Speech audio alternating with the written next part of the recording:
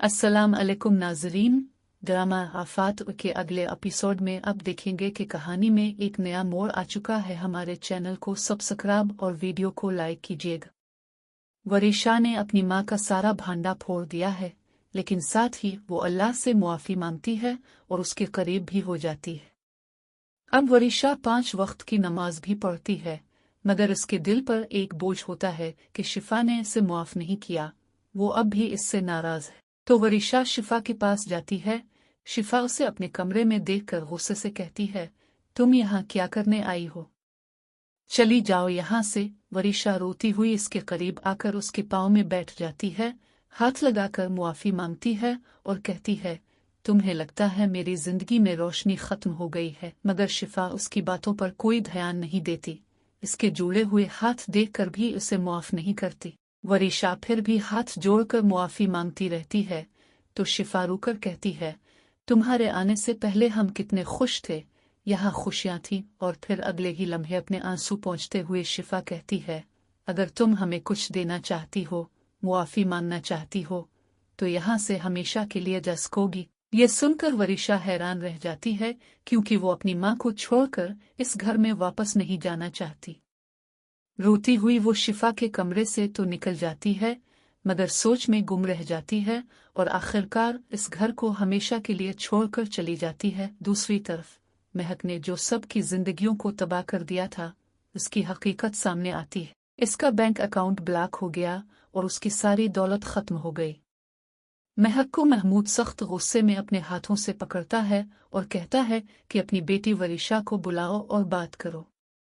महक इनकार कर देती है कि वो फ़ोन भी नहीं उठा रही, मगर महमूद का ख्याल है कि दोनों माँ बेटी ने इसे धोखा दिया है।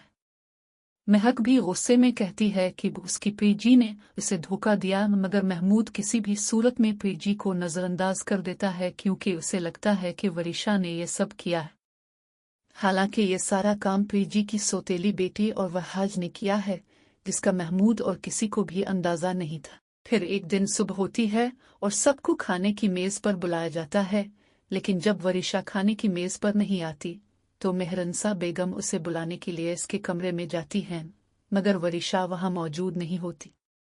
वो वॉशरूम में देखती हैं, मगर कोई पता नहीं चलता। आखिरकार उन्हें एक खत मिलता है, जिसमें वरीशा लिखती है कि मैं यहाँ से जा रही हूँ क्योंकि शायद मैं सबके दरमियान रहने के लायक नहीं हूँ। वो ये भी वादा करती है कि सब कुछ वैसा ही हो जाएगा जैसे मेरे आने से पहले था। शिफा, जो ये समझती है कि वरीशा मेरी वजह से यहाँ से गई है, से अब एहसास होगा कि वो गलत थी और वरीशा वाकई में इस्लाह हो चुकी थी और दिल से मुआफ़ी मांगना चाहती थी। इसी दौरान मुख्तार मियाँ अपने वालिद से वादा करते हैं कि वो उन्हें कभी अकेला नहीं छोड़ेंगे, क्योंकि उन्हें एहसास हो गया है कि उनके वालिद के बगैर वो कुछ नहीं। ये सुनकर मुख्तार मियाँ के वालिद भी जज्बाती हो जाते हैं, क्योंकि हकीकत में वो भी अपने बेटे के बगैर कुछ नहीं थे। मुख्तार मियाँ को भी ये समझ आता है कि वो भी अपने बेटे के बगैर कुछ नहीं थे। ड्रामा में एक नया मोड़ इस वक्त आएगा जब महमूद वरीशा को नुकसान पहुंचाने की कोशिश करेगा और उसके सामने माजी के वो राज आएंगे जो इसकी माँ और महमूद के ताल्लुकात से मुताल्लिक हैं। इस वक्त वरीशा के दिल से अपनी माँ की मोहब्बत खत्म हो जाएगी और उसके लिए उसकी माँ की हकीकत खुलकर सामने आ जाएगी कि इसके वालिद की मौत की जिम्मेदार कोई और नहीं बल्कि इसकी माँ ही थी। इसके बाद वरीशा का दिल अपनी माँ के लिए बिल्कुल भी नम नहीं होगा। उम्मीद है कि वरीशा अपने दादा के घर वापस आ जाएगी और शिफा इसे माफ़ कर देगी और वो खुशी खुशी रहेंगी। हो सकता है कि वरीशा की शादी फिर दानियाल के साथ हो, जबकि महमूद जेल की सलाखों के पीछे होगा।